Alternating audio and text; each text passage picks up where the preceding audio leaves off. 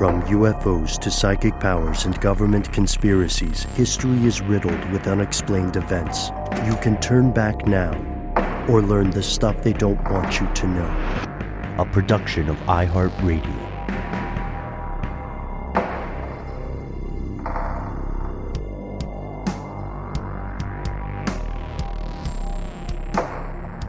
Hello, welcome back to the show. My name is Matt. My name is Noel. They call me Ben. We are joined, as always, with our super producer, Dylan the Tennessee Pal Fagan. Most importantly, you are you. You are here. That makes this the stuff they don't want you to know. It is the top of the week. If you are hearing this the evening it publishes, let us welcome you to November 18th, and good luck on the upcoming Thanksgiving celebration, fellow Americans.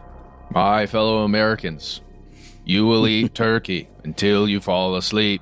I don't like turkey, though, Dad. I mean, President Dad. We'll take your tryptophan straight. You know what I mean? And, man, speaking of that, the whole tryptophan thing has, largely been debunked in terms of what makes you sleepy. I actually watched a cooking video recently where an internet chef named Chef Jacques pointed out that it's likely people eating raw flour in their gravy because it has not been cooked long enough. People just sprinkle it in and don't give it time. And that just turns into glue in your gut and makes you sleepy. So consider this our holiday PSA for both gravy and any sort of roux you choose. Please cook correctly, follow the directions, and stay safe, especially around your crazy uncles. We're going to leave that there. We got so much to get to.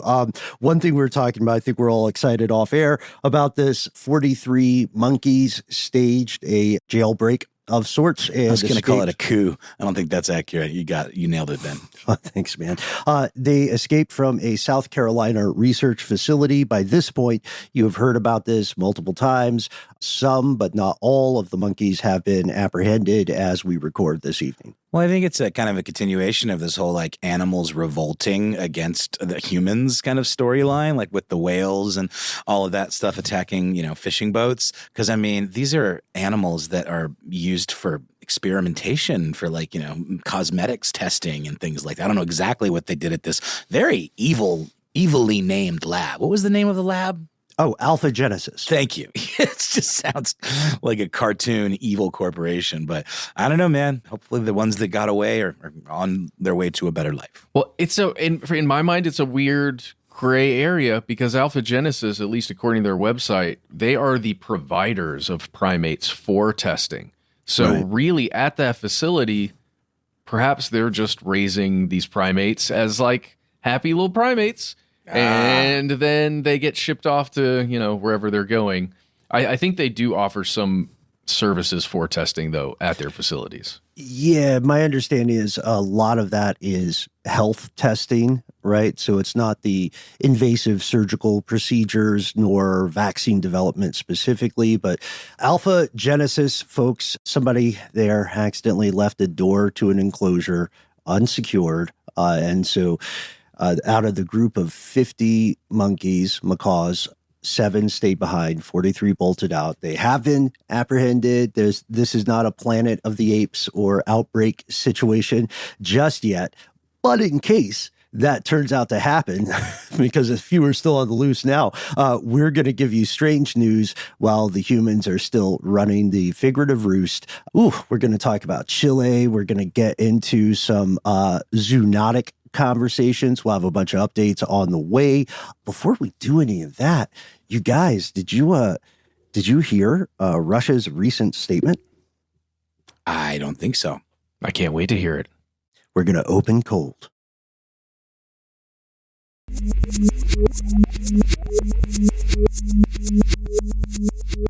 And we have returned, fellow conspiracy realists in the U.S. and abroad. As you may have heard, it was a bit of a hectic recent couple of weeks. There is a new president-elect, or wait, as LL would say, don't call it a comeback. All signs indicate that former President Donald Trump will again assume the office of POTUS, President of the United States, here in this country. And a lot of people are happy. A lot of people are angry. A lot of people are concerned. America has ever been a divisive place. I'll tell you what, we we talk a lot about this off air, and we know politics can be sensitive. We're not coming to you to tell you our opinions of this stuff. We are coming to tell you Russia state opinions of this stuff. I don't know if you guys heard, but recently, presidential, some stuff's been getting weird geopolitically since the election. Presidential aide for the Russian government, Nikolai Patrushev, recently had a statement in Russian-run media outfit called Kommersant, where he gave the following quotation in part of his statements regarding the new regime change in the United States. And I'd like to share this. There's a short one, and get you guys' reactions from the jump. Our buddy Nikolai said, quote, "To achieve success in the election, Donald Trump relied on certain forces to which he has corresponding obligations. As a responsible person, he will be obliged to fulfill them." It'd be a shame if something happened to that nice presidency of yours. That is sinister. What do you my think, friend? yeah? I mean, gosh, it sure sounds like something a gangster might say. In terms of like, it's time to, I may call upon you to do a favor. What do you think it could possibly be in regards to, like, when it comes to doing things for them? Do you think Ukraine is involved in some way? Also, way to throw the guy under the bus, Nikolai.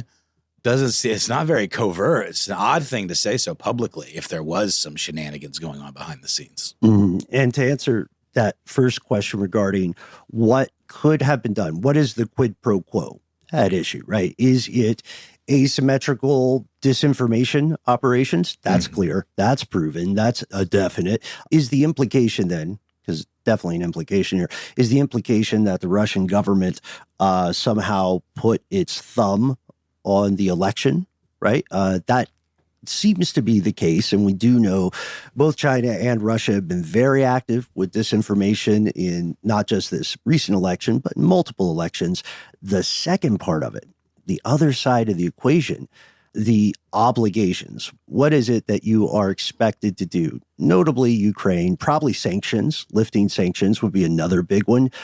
We know this happened around the same time that a rumor spread about Russian state television releasing nude photos of the former and returning First Lady. Oof. Yeah. I mean, it's very strong army. And again, it doesn't appear to be the most tactful way of, like, it seems like a putting someone on blast kind of situation, Yeah. Seems like running the operation there. So in early November, just earlier this month as we record, a lot of people on social media, one platform or another, went nuts and they claimed that Russian state TV was showing nude photos of Melania Trump shortly after Western media announced Donald Trump as the president-elect. And it turns out that is absolutely true. Those videos were released. It was I think we could call it primetime TV. In local Russia time, it was 6:30 p.m. That's pretty much evening news time. Oh, yeah. It feels like this happens in concert. It feels like they're coupled again with statements about how they're keeping an eye on undersea cables.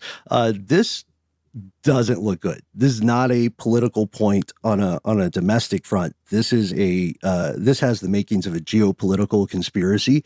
It feels very much like a threat. And you guys, it reminds me about the old discussion of the Steele dossier, which was infamously mentioned and then buried by U.S. news apparatus. It's meant to be full of what, compromise kind of material? Or? Well, yes. And we were also fed differing information on that as the American public, right? We were told it was real and then it wasn't real, but it is, but it's not. Just speaking of disinformation, it does call into question, like, that statement that was made at the top, right? About that official saying something like that. It just makes you feel, personally, it makes me feel like I'm being toyed with or played with. Absolutely. Nikolai Patrushev. Yeah, it's true that there's a lot of fog of war here, because you can see for the Steele dossier, for anybody who kind of has it on the, like the tip of your tongue, the front of your mind, it was a research report that emerged during the 2016 presidential election, and it was compiled by a guy named Christopher Steele, who's a pretty legit counterintelligence specialist. It's not super long. It's 35 pages, which is pretty short, and it has these allegations of smoky backroom cooperation between the Russian state, cough, cough, Putin, cough, cough, and Donald Trump or his nascent administration at some point. And the implication, to your point about compromat, Noel, it's heavily alluded to that Russian intelligence has some sort of evidence of perhaps financial crime, perhaps misbehavior in terms of classified documents, or perhaps straight up documentation of sex crime or some other violent crime. Nothing really came of this. And to Matt's earlier point, it was somewhat dismissed by the Western media. And there's always a ton of stuff happening. But more and more people on any side of the aisle here in the States are increasingly concerned that the president-elect may indeed be either a Russian asset or be somehow controlled. And you never, no matter who you vote for, you never want the POTUS, you never want the runner of the world's most dangerous military to be beholden to a foreign power. That football guy. You want that football guy to be only on your team. Speaking of the nuclear football. Well, yeah, and these types of accusations have been flying around for years, during the first term, the first Trump administration, and in between. So this is just kind of, going to make it easy for people to feel a little more strongly that this is definitely happening. With regard to those specific photos that were released of Melania, because those are from her modeling career, which she's talked about openly, like they're known to exist, right? Do you think it is signaling, hey, we aren't afraid to show your spouse nude, and also think about the other stuff we've captured of her, like over time, right, maybe as part of this type of thing? Right, the shot across the bow theory. It's possible. You can read an excellent article on Snopes that summarizes a lot of this. Melania Trump is a model. It is also, or was a model. It is also quite possible that the state-run media just decided to go with this on their own, just the way a tabloid in the UK publishes the Page 5 girl or whatever. Well, given like Trump's kind of position as this sort of strongman figure who won't be effed with, does this not feel like it warrants a response? And if the one doesn't come, doesn't that make this even more plausible?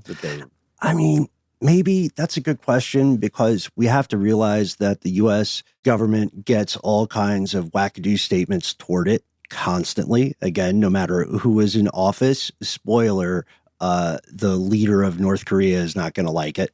And we'll probably have some smack to talk on the on the global court.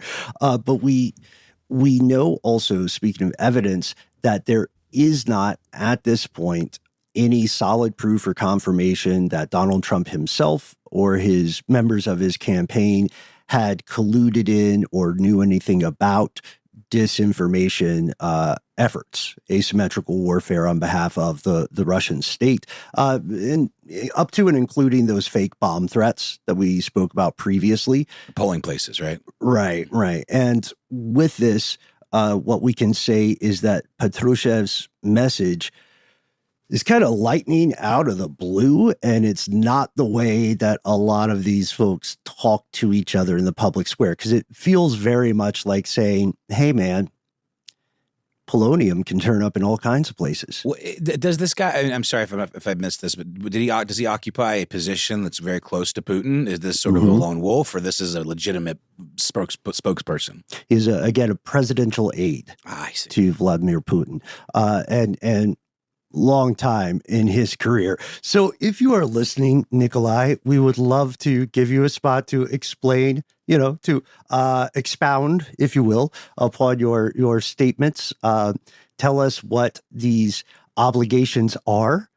Tell us what constitutes responsible reciprocity for you. And then also, tell us your favorite way to launder money. That's the segue here. I think we've got a little bit of time left. We talk about money laundering so much, so often. Email us your favorite examples, conspiracy@iHeartRadio.com. Guys, money launderer for one of our favorite cartels recently got in trouble because he tried to launder the wrong money. Did you guys hear about this? What? Yeah. A guy named Daniel Sean Zilke, whose street name in the game is The Englishman, was running the show for a huge money laundering conspiracy on the behalf of a consortium of cartels. And he had a unfortunate run-in with the DEA in 2015. He was contacted by someone who needed to wash some money, and they had a great relationship for a while. This person said, look, I need hundreds of millions of US dollars moved to Mexico. I'm going to use a bank account of a charity in Dallas. That's how we will wash this stuff up. And then our buddy, the Englishman, got too greedy, and he tried to steal his vigorish, right, to embezzle these funds he was supposed to launder responsibly. And it turned out that he laundered undercover DEA money. That was totally trackable, right? And Yes. he just told on himself. Do you guys think it was through TD Bank? I hope so. I hope so. Brought to you by... I thought they had their act cleaned up. Now they do. I'm Yeah, sure. okay. I'm sure that'll stick. Shout out to HSBC. One of our favorite examples there. So just a note, no judgment, but to any money launderers, remember, criminal cartels do not have an HR department. They do not have an arbitration clause. Mm-hmm. Be very careful what have you a hit do with their squad. stuff. Yeah. That's what they have. Yeah, they don't put you on a PIP plan. They put you on An actual pit. a POP plan. Yeah, What also is true. that? Employee improvement or something like that? Mhm. Yeah. Personal improvement plan. That's what Oh, it is. sorry. I thought you said pit, and that was even more appropriate because, Yeah. across I the said cartel. Not a not a pip. PIP plan, but a plan. I got you. Totally. I think both work. A but PO. It's that just is the one bullet wild. point. Yeah. One bullet point. All right, we'll keep it. All right, very last thing before we move on to the next act of our strange news segment. We have talked in the past about collapsing birth rates. We have talked about the 4B movement, honestly, pretty well in advance of it going global. The 4B movement, how would we explain that? It's essentially women refusing to engage with men, right? Mhm. Even their husbands in sexual congress. Yeah. Well, yeah. One of the It's more than that. One of the tenets is not to be in a romantic relationship, not to get married, not to have kids, and not to have intercourse or other sexual relations with men. Yes, yeah, it gained prominence in 2019, at least on the internet. The 4B part comes from the Korean language. No sex with men, no giving birth, no dating men, no marriage with men. And it's a result of the intense misogyny that a lot of people experience in that part of the world, which coincides with collapsing birth rates in that part of the world. Japan is often the most well-known example of collapsing birth rates. And every plan that the Japanese government has made to quote unquote combat or address this problem has just seemed like a terrible idea. I think, no, it was China where people were calling women to see if they were pregnant. A Japanese politician recently said, hey guys, I know how to boost the birth rate. If you're a woman and you're over 30, we're removing your uterus. Eh? Okay. Like, so quickly have those kids before we take your ability to do it? Naoki Hayokota, who's the leader of the Conservative Party of Japan, said, okay, here's how we could do this. Banning marriage after a certain age. So if you're a woman, you're over 25, you can't get married. He said, if that doesn't work, by the time you hit 30, we'll take out the uterus. That's like forced sterilization. That's insane. Exactly. Yeah. It's also forced mutilation. And Yeah, dude. Who Yeah. greenlit that pitch? That's still a pitch, thankfully. Okay. Yeah. Still a pitch, thankfully. Not good. Not good. But bringing that up because, it's a conspiracy against women, but it also, first off, in addition to be cartoonish and evil, like bubblegum modeled after chewing tobacco, it seems like there's no way this would work, or It would how be so expensive too, wouldn't it? I mean, well, Japan does have better healthcare than the U.S. that's true, but still, it just seems like logistically a nightmare. Agreed. And incredibly worrying that this could even be brought up, as a brainstorm or a blue sky pitch.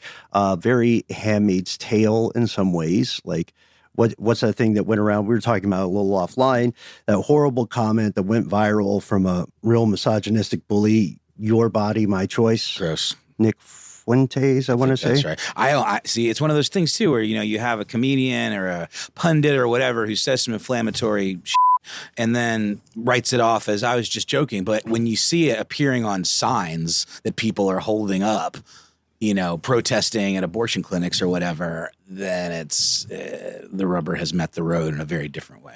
And he totally did the move that all bullies and cowards do, which is when he had consequences for his statements. He said, "Oh, I'm just joking. What are you getting so percliped about? Oh, I'm just kidding. Don't you know about comedy?" And then get this, and we'll end it here. He got doxxed by women in the United States who were rightly mad at him. And he ran and hid at his mom's house. Glad she was there for him. Mm-hmm. Looks like for a guy who talks so much trash about women, he sure needed a woman's help. With that, we're going to pause for a word from our sponsors. We'll wait to see if Nikolai hits us up.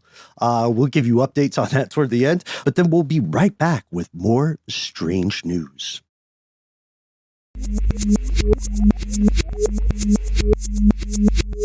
And we have returned with some more strange news. Guys, are you both as stoked as I am about the new Wicked movie? Ariana's in it, right? It sure is. I think it's weird that they made Ariana Grande. I think it's weird that they made it 2 films. Well, I heard today for the first time that the musical is in 2 acts, so they decided to maximize the receipts, I guess. The way they did with The Hobbit, a short children's book. Sure. I don't know. It always screams of greed whenever Hollywood studios do something like that. I mean, the musical, musicals are certainly longer than features oftentimes, but I can't imagine it being more than 3 hours. And they probably could have condensed that into 1 movie easy, but 2 is better than 1 in terms of, grosses, as they call them. But sure. Just a quick story on this, guys. Of course, when you have a big blockbuster like this, a big tentpole, as they call it, coming, you end up with lots of merchandising opportunities, including dolls, figurines, collectibles, call them what you will, which have been making the rounds in, your big box store of choice. From Mattel, they released some Wicked dolls. I guess they're calling them Wicked fashion dolls. No, Wiki dolls? No. They missed the boat on that one. Yeah, Bratz. They should do, where's the Bratz dolls, the Wicked Bratz dolls, especially with it have been just recently a Bratz summer. But Rachel Trelsman rather, over at the NPR, has this incredible story of a big old marketing snafu that Mattel was responsible for. An absolute egg on faces situation that someone's head is going to roll for.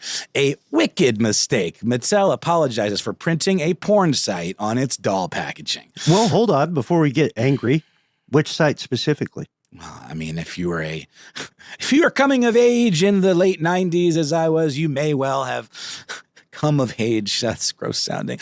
And heard of a little company called Wicked Pictures. At the time, probably responsible for some of the biggest names in pornography. Okay. In terms of like names that maybe crossed over, like Jenna Jameson, for example. Wicked Pictures stars, you might have actually heard of some of them because they were a big deal back in the 90s and 2000s, but apparently they've kind of fallen by the wayside, especially as like people are no longer paying big bucks for pornography DVDs and site subscriptions because everything's ripped and just put on places like Pornhub or RedTube or whatever. Was it Wicked like VHS days? It was as early as that for sure. And then, I think it was also early days of DVDs. But the funny thing too about Wicked Pictures, which you may or may not know, is I was trying to find some of the names because they're always funny, but they were responsible in the old school fashion of pornography for doing these kind of like like spoofs of big Hollywood movies, you know, like one that I'll always stick with me just from like a sketch, I think, for back in the days, like instead of Pulp Fiction, it's Pulp Friction, you know, things porn like parodies. that. Yeah. Porn parodies, 100%. That is one of Wicked's stocks in trade. And because of the amount of time they've been around, Ben, to your point, as early as the VHS days, pre-internet days, they got that Wicked.com on lock, y'all. And some hapless copywriter for Mattel didn't add the very key movie add-on to their URL they printed on these packages. So they all went out with Wicked.com on the backs of these children's figures. And apparently, according to the New York Post, Wicked.com has experienced a rise in its traffic and unseen for 12 years. A 12-year high after Mattel mistakenly prints URL on Wicked doll boxes. Now, congratulations to everyone involved, all concerned, except for the heads that are most certainly are or have already rolled over at Mattel in their copywriting department. And secondly, to answer your earlier question, I think the best portmanteau for collectible and merchandising would be merchables. And if you are a collector, I imagine you are buying up as many of these Wicked dolls with that misprint as you can, because those will, depending on how the film does, those are going to be pretty choice. They already are, my friend. They are going on eBay, misprinted versions, because they were quickly recalled, not just apologized for, which Mattel definitely did, but they were pulled from shelves. So you are seeing already these much more collectible collector's items going for hundreds of dollars on the internet. A statement from Mattel said, Mattel was made aware of a misprint on the packaging of the Mattel Wicked collection dolls, primarily sold in the U.S., which intended to direct consumers to the official wickedmovie.com landing page. We deeply regret this unfortunate error and are taking immediate action to remedy. It confirms that the listed website is not appropriate for children. And just last thing for me, lest you worry that this sent kids directly to a pornographic image, the landing page is, again, in classic old school OG porn website tradition, does ask you to confirm your date of birth. And, good. And promise that you're 18 or older. So step aside, NSA. That's no harm, no foul. Security. No harm, no foul. Surely no kid caught a glimpse of something they shouldn't have seen. But I don't know, man. Matt, I know you've got thoughts about this one. Oh, I just want to point out, this is the company that Stormy Daniels was a major part of for 100%. a long time, which is interesting to connect, just to connect things back up in this episode. And also, it's weird to me that they did so many parody movies like you were talking about. Many of them direct ripoffs of Disney IP, like Cinderella and Did you Snow find White. names, Matt? Did you find some of the names? Well, yeah, one of them was Snow White XXX, an Axel Braun parody, or Cinderella XXX, an Axel Braun parody. In a burst of creativity, as Ben would say. They could do better. Come on. Dude, well, they also had Batman versus Superman, a XXX parody. I don't think this was Wicked, but I loved the puns. It's a Wonderful Life. Is another one. Inglorious bitches.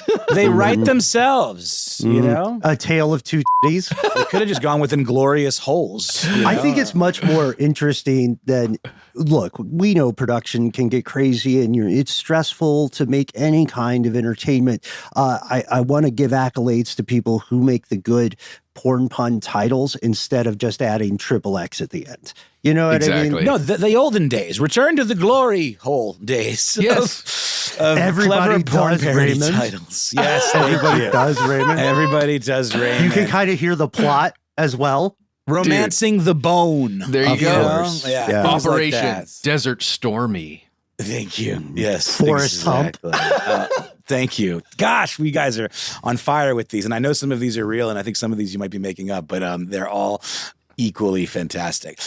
So, yeah, I mean, you know, to the point I was making earlier, definitely heads are going to roll. It's unclear who's responsible directly for this, but we do have multiple eBay sellers listing these toys for as much as $500, some advertising them as rare URL error misprints. In the culture, the small, you know, the niche kind of culture of collectibles and, you know, any kind of misprint is a big deal, is a big get, especially one as embarrassing as this for a company as storied and legacy as Mattel. You know, I mean, they invented Barbie, for Christ's sake. Mm-hmm. I wonder how Wicked, the adult entertainment company, is going to handle that in court. But we'll have to. Well, we'll they've have done to nothing see. wrong. No, they haven't. They Yeah, haven't. If I anything, mean, they should just write a nice thank you note. I know, exactly. And just to confirm, there's a New York Post article that has some nice screenshots, and it's funny too. Like, obviously, people saw this web address on the packaging in very small print of a toy and followed up with it. It is, if anything, it's a win for marketing because they know that people are going to those websites. Think about the attrition rate too. Even like on a box of cereal where it says, "Hey, if you want this special deal, you can write to this 100%. place." It's Right? the modern so version few of that, people yeah. do it. Yeah. Lord of the Yeah. G-strings. Thank you. So let's put a pin in that one, I guess, because I would be interested to see if there's any further fallout. If God forbid this did lead to actionable, or witnessed moments of children viewing pornographic material. Young people, you know what I mean? I mean, that's Hopefully bad. not. I hope not. But that is an absolute. I wonder if there's a class action lawsuit potential here. Possible. You're not wrong there, Noel. It could. That's always in the cards. We also, I guess, we should take a moment and say, without knowing the details, this does seem like an honest mistake. It doesn't seem like someone working in the vast panoply of marketing and merchables for this said the Revenge of Ron Jeremy or anything like that. Surely we own Wicked.com. Right. Have you heard of Wicked? I mean, come on. And now they're legally boned. Oh, boy. see, which all of that makes me think of the original cover of The Little Mermaid. Remember that one? Oh, with the sexual device featured. The penises. It was like a dildo kind of like, I mean, that's what and also we've talked about the little hidden dubbed moments in Aladdin. Good teenagers take off their clothes. I think they fixed it, but boy, oh boy, when I was young, we played that part back over and over again. And it was definitely there. That is not a Mandela effect. Yeah. Surprise, cartoonists can sometimes be weird and horny.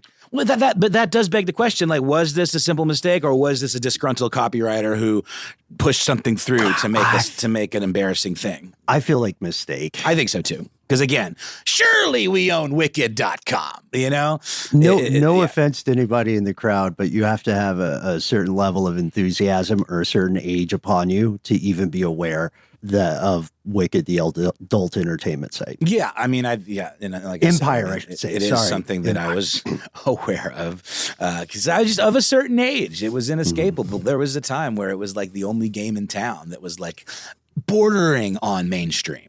You know what I mean? Like it really was like to that Jenna level. Jameson made appearances in talk shows and stuff. Mainstream stuff was main shrub. Also, Drill Bill.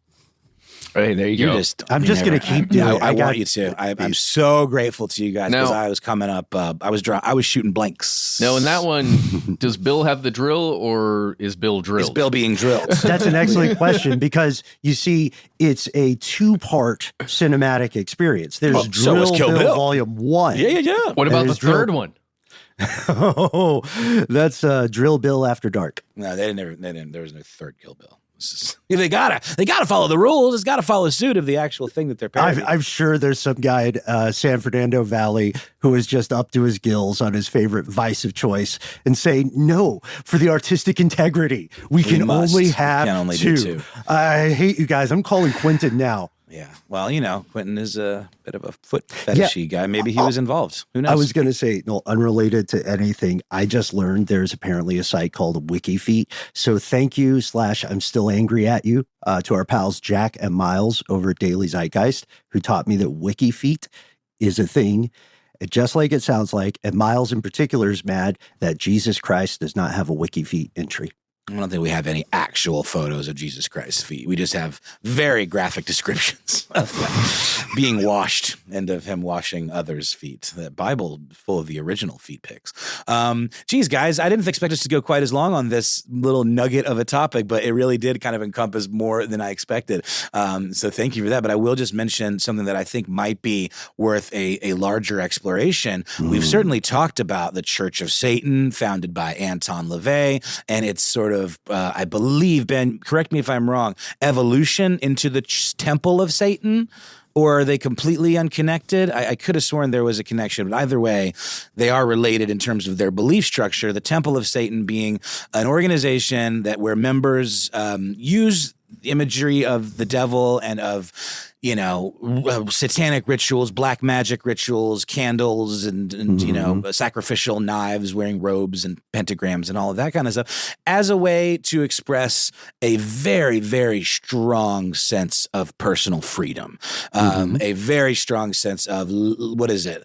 Do what thou wilt, maybe the whole of the law, shall be. Yeah, that is an original Anton LaVey kind of sentiment.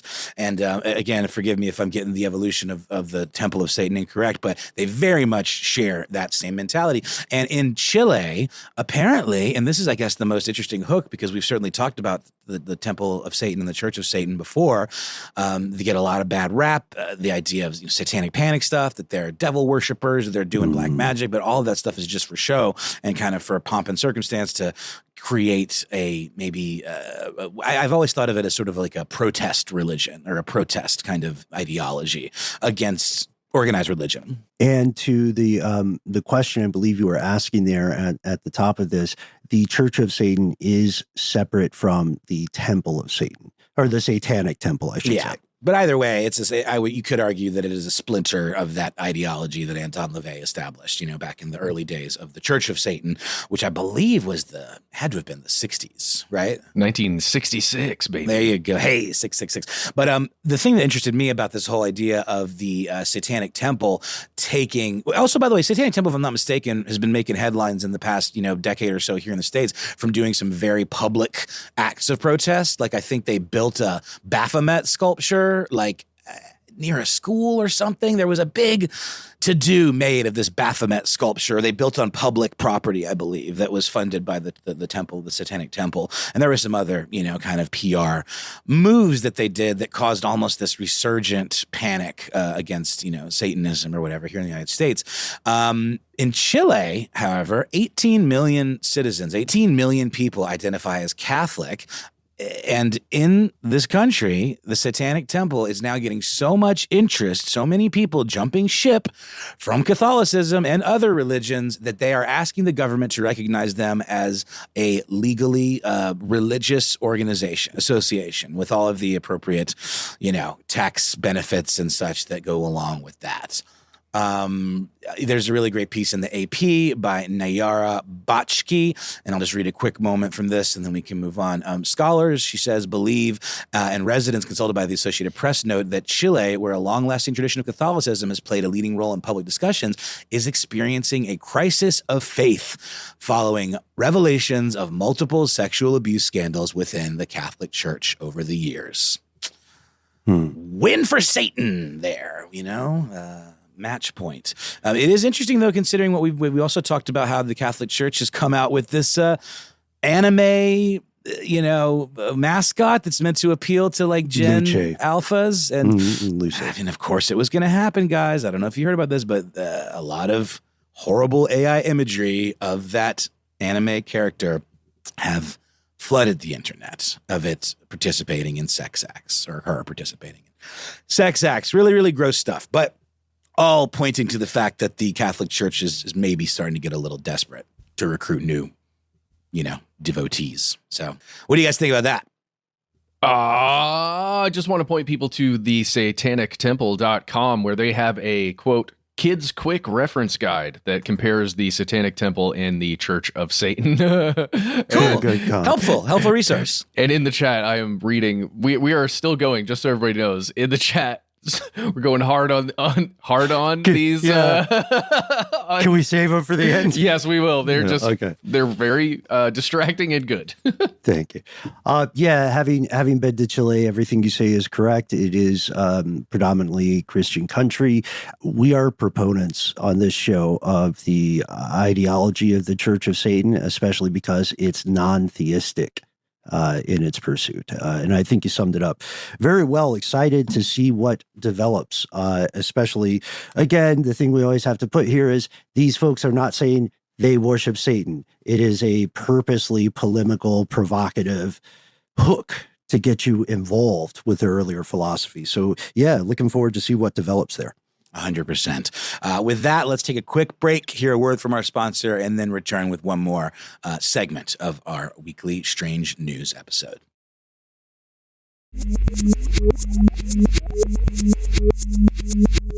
And we've returned. Guys, hey, remember that drug we talked about? I think it was September last year, phenylephrine?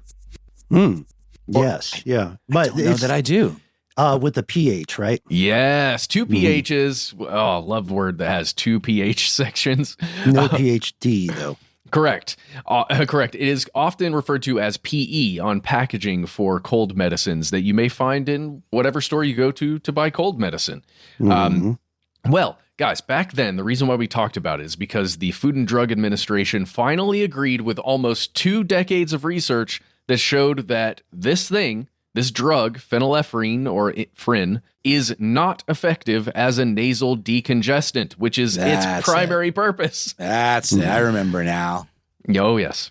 And you can, for the record, for all our friends with the FDA, you can advertise loose, vague claims for any kind of nutritional supplement that doesn't have to go through FDA testing. But Matt, I believe in this case, the problem was that PE was being advertised with some sort of measurable medical efficacy that simply wasn't there. Oh, yeah, fully. This is an over-the-counter cough and cold medicine or additive for cough and cold medicines that was supposedly a powerful nasal decongestant. And it was put in place early on to replace some of the other dangerous nasal decongestants that were being used to create methamphetamines and other things. Right, that was the big draw. That was the draw. So what are some popular brand names of this bunk placebo effect drug that we might all recognize? Think of any cough medicine that you've ever purchased in your life. Tylenol, Theraflu, Sudafed, Robitussin, NyQuil, Advil. All the hits, all the good ones.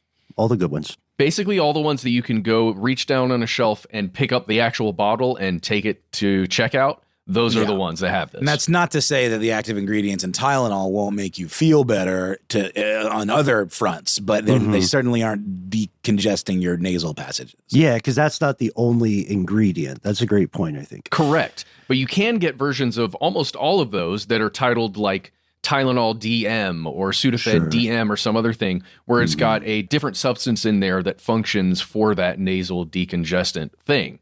But in this case, the PE stuff doesn't do anything. And we're giving you this update because they just announced, the FDA that is, that they are going to seek to pull this thing, phenylephrine, off the market. And they did that finally because they concluded that and this is really important, guys, the oral version of phenylephrine is ineffective. The oral version. They concluded that there are other versions of this, other ways to get the medicine into your body, which are at much higher concentrations that can function as a nasal decongestant, but taking them in those ways could potentially be more dangerous and would require something like, a doctor's note, right? A prescription. Medical supervision of some sort. Yes. Is it a matter of bioavailability? You hear that term thrown around a lot. I do wonder, like, it just doesn't absorb through that method, through the oral method. But if you shoot it directly into like a muscle or whatever, maybe that works better. I'll give you a direct quote from CBS News. Alexander Tin wrote this on November 7th, 2024. If you want to look it up, it is titled FDA to Pull Common but Ineffective Cold Medicine from the Market. Here's the quote. The latest data shows that only a tiny fraction of phenylephrine is absorbed into the body when digested from a pill or syrup containing the substance. This is different from other formulations like the inhaled nasal spray version of the drug, where larger percentages can make it into the bloodstream. This continues just a little bit, guys. Less than 1% of the drug is absorbed into the bloodstream after being swallowed, they estimated. So it's not to say, okay, so the drug itself isn't bunk, but it's just a method of delivery, right? Yeah, just take 300% more. Sure. Yeah, there you go. Yikes. And for that, they say far higher doses, like you're suggesting, Ben, could be needed to achieve a clinically meaningful outcome, which would raise significant questions about safety. Yeah, and the other stuff that's packaged in those pills that are being sold, because you might, have to take a fistful of them to even get any. And that's the thing, though, right? What if someone was like, "Oh, it's not working. I'll just take more. Now it's working a little bit," but now they've overdosed on Tylenol. Yeah, they've overdosed, acetaminophen, toxic levels of acetaminophen.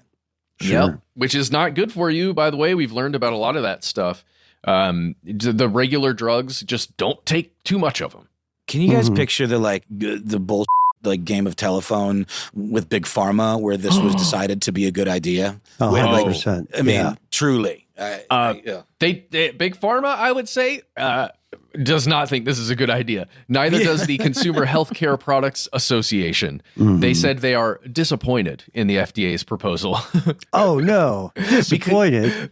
Because they say, quote, PE should remain an available option for consumers because Americans deserve the option to choose the safe and effective over-the-counter medicines they prefer and rely on.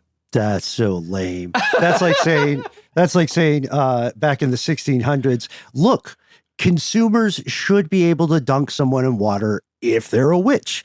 That's their choice. If they think it's a witch, then they've got to be able to dunk them in the water. That's their choice. Who are we to say big government? So, yeah, clearly there's a financial incentive at this point. I think that's the primary conspiracy, right? The good news for anybody wondering is that the individuals who are making the most profit off of this in the pharmaceutical industry, if you're worried about them, let us assuage your concerns. They're going to be fine. They're not going to get in trouble. Nothing bad is going to happen to them. They might lose a little bit of revenue. Well, yeah. And the FDA has that in mind. They know, hey, we're taking money out of the pockets of big pharma left and right here with this move. Yeah. So what they've done is they've given everyone until May 7th of next year, of 2025, to weigh in on the proposal. That's the public, us. We get to weigh in on this proposal. After that comment period, if the FDA decides to revoke this oral phenylephrine's status as a, quote, generally recognized as safe and effective drug, over-the-counter drug makers, all of the ones we listed earlier, would be forced to stop using the ingredient, but this window is designed so that they can reformulate their drugs, come up with something new, something fancy, something exciting, something that may also be just as ineffective. Yeah, kissing cousin, right? An analog drug of PE, some kind of synthetic version that's just different enough to not fall beholden to the same regulation. Also, I'm just going to say it, far be it for me to sound paranoid or conspiratorial, but in my experience, you guys, typically when those public statement windows occur, typically a non-insignificant portion of the public making comments tend to be in one way or another hired by someone who is hired by the larger company to pretend to care about a thing. The money moves. It really does. You know what? You know how else the money moves, guys? How is that, Matt? Well, it moves from your pockets into a delivery driver's hand. This is a very common thing. We got super used to it about halfway through 2020. Well, there's another story in Strange News today that goes directly into your delivery fees and the stuff that you pay for that stuff, or at least you used to. Here we go. You remember a thing called GrubHub, guys? Yes. Sure.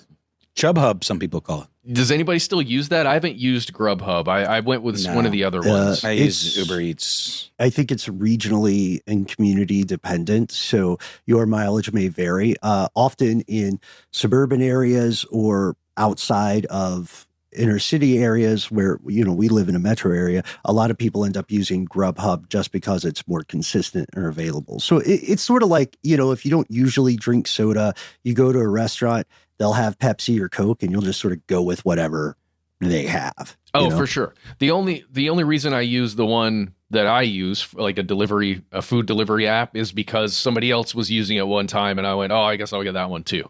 So you got it. Now it's normalized. You're in the sandbox. Exactly. Well, GrubHub, you guys, was a huge deal during the pandemic. So huge, and it was valued so high, along with all of those other food delivery apps that were not new, but all of a sudden everybody was using them practically every day or every other day. It was intense. Well, they were purchased by a Netherlands-based food delivery company called JustEats Takeaway for $7.3 billion. US dollars? Sorry, I got really Larry David there. Yes. Okay. $7.3 billion US dollars in June of 2020. So at the height of pandemic times, this company, Just Eat Takeaway, swooped in, and they actually beat out a couple other people who were vying to buy Grubhub. And they got it, man. They got that thing. And they were like, dude, we're going to take over the U.S. markets with this thing. It's going to be gangbusters because this is our new normal. Everybody does this all the time now. The pandemic world is forever. Yeah, and U.S. labor laws are trash, so it's not like we have to respect the people working for us. But here's the thing, though. I mean, people do use these apps like gangbusters, you know? It would seem that maybe they bet on the wrong horse. Like, I'd love to hear some market share data because I know people definitely, tons of people still, you know, whether it's holdover from pandemic, still use food delivery services. Oh, for sure. I still use it every once in a while, but it is functioning at a very different level than it was when Grubhub was purchased for $7.3 billion. Because 4 years later, they just have announced that Just Eat Takeaway is selling Grubhub to another thing that we've already talked about on the show before called Wonder for $650 million. Hang on. Now, those of us who are not, number surgeons or whatever, that seems like they're selling it for a little bit less than they bought it for. A little bit less. It's a loss of about $6.5 billion with a B. U.S. dollars? Yeah, is this at least a tax write-off for these poor saps? Well, it better be. According to Just Eat Takeaway, it's going to help them grow as a company by selling this. They're going to have cash on hand, about $650 million worth of cash, because they're going through problems. Guys, Wonder, do you recall what that is when we talked about it? No, but I want to say food related because I know they bought a food kit service at some point, right? Yeah, yes, like that. But mostly what Wonder is one of those kitchens that produces a ton of different food out of one kitchen that is all branded with different restaurants. Yeah. Yes. Yeah. So like I think the quote is 28 fast casual restaurants, mostly around New York City and New Jersey. And they call it a wide range of global cuisines, right? So this company is now going to have its own delivery service, basically, which if you can just imagine in the minds of the people that own Wonder, they just dropped $650 million for their own, like, I guess, catered delivery service thing that they'll also still use for other stores, but then they can make theirs like top of the line. Check out our episode on ghost kitchens as well. That was a fun one, I think, for all of us. And they're their model is not necessarily bad, but they're definitely going to leverage that advantage to get their one kitchen that appears to be 8 kitchens a little bit higher on the search page, a little bit closer to what feels reasonable. I'm not mad at it. I'm not mad at it. Well, you got to wonder too. The bets that were being placed on ghost kitchens during the pandemic have probably not yielded the dividends that folks were hoping for, because it kind of became like almost, people were like knew where to spot them, and they were like getting wise to it because they were typically not the best of quality. Speaking of quality, Pasquale's? What was it called? Was that the one from Chuck E. Cheese? The pizza? Yes. Yeah. Sorry. I don't know why my brain did that. No, it's great memory. Yeah. So guys, one of the major reasons is something you touched on just with a comment, Ben, earlier. One of the major reasons Just Eats was trying to get rid of their U.S. food delivery stuff is because of those new regulations that have come out about how much a food delivery service can charge as a fee. So we're not talking about the cost of the food. We're not talking about the whatever tip you leave the driver. The fee that Grubhub or DoorDash or whoever can charge just for using their service. New York and Jersey and a bunch of other places have capped how much you can actually charge a customer. Right, because it went wild with surge pricing, and you can even see it now, even if you're in kind of a stable financial environment. Go to a restaurant's website, your local restaurant that you were about to order delivery from, and notice that every item is several dollars lower than if you ordered it through Uber Eats or Grubhub or DoorDash or whatever comes next after that. Wow. This is weird stuff, guys. The last thing on Wonder, because it does feel like this is a pretty big power move, And if Wonder is going to expand the way I imagine, the owners of it want it to expand, it does feel like one of those new things that will exist sometime when my son is a little bit older, where he's like, well, I guess we're going to order from Wonder tonight. And everybody gets what they want from one of the 59 stores that they have in them at that time or whatever. It's the same driver. Yeah. So there might be utility to the consumer. That's a really great point. One last thing here, guys. The owners of, or at least the part owners of Wonder, it's this thing called VCP Ventures. It's co-founded by two guys. The first one, his name is Mark Lohr. He is the, quote, LeBron James of e-commerce. Oh, good. Oh, yeah. He's the guy who owns Wonder, or at least is behind Wonder, and he's behind the GrubHub acquisition. The other guy that owns VCP Ventures alongside him is a guy named Alex Rodriguez. Does that sound familiar to y'all? Alex Rodriguez? Baseball player? Isn't he a baseball? A-Rod, baby. Yeah. Yeah. Yeah, the dude from the Yankees. So the LeBron James of e-commerce and A-Rod own this thing that will eventually be where all of us eat all the time. I look forward to it. We're looking forward to it. What could go wrong with monopolization? What could go wrong with everything rising and converging in a capitalistic version of what Flannery O'Connor warned us about so long ago? Speaking of rising, I think we have a few more puns. We do. Let's see. Our pal Dylan says, every bang everywhere all at once, to which I reply, what creams may come. No. No. Ocean's 11 hard inches. Jeez, guys, I think we've crossed the line. Oh, I'm just getting Edward started. Penis Hands, you pointed out. That's a real one. That's a real one. I've heard of that. I don't think it was a Wicked Pictures production, though. No. And apparently we're too much. One blew over the cuckoo's nest. Ooh. Oh, I said one blew over the cuckoo's breast. Oh, okay, even better. But it's, for fans of classic cinema. And then there's one flew over the cuckold's nest would be the next logical derivation. Send us your favorite ones, folks.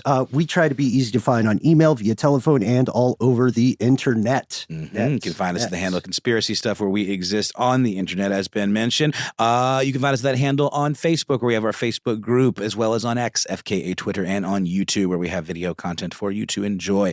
It's galore-ish. You can also find us at the handle Conspiracy Stuff Show on Instagram and TikTok. We have a phone number. It is 1-833-STDWYTK. When you call in, know that it's a voicemail system. You've got 3 minutes. Give yourself a cool nickname and say whatever you'd like. Do at some point let us know if we can use your name and message on the air. If you've got more to say than can fit in a 3-minute voicemail, why not instead send us a good old-fashioned email? We are the entities that read every piece of correspondence we receive. Be well aware, yet unafraid. Sometimes the void writes back. As always, write to us directly if you would like us to create a nickname for you. Our final comments here are, of course, stroke 'em on, go. That's not a movie. No. Okay. All right. The gangbang. Dylan had Oppenhumper. That was great. Goodwill humping, right? If we didn't get to that one. And of course, gangbangs of New York and Phil Bill. Send us your favorite suggestions. We can't wait to hear from you. We're out here in the dark. Conspiracy@iHeartRadio.com.